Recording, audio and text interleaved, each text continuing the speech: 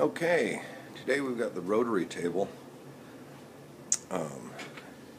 set up here, and it looks like there's a little bit too much light, but here's the rotary table set up on the mill, and we have some dial indicators, and we're going to go ahead and start the table up. And you can see the centering dial as we come off center. We have quite a bit of movement there, and then as we come back to center, its needle slows down,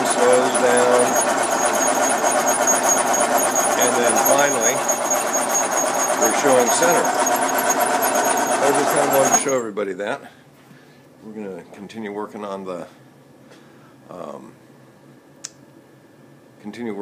new rotary, or the new gantry router, and today I'm going to get the bearing pocket set on each end for the Acme lead screw. So, old,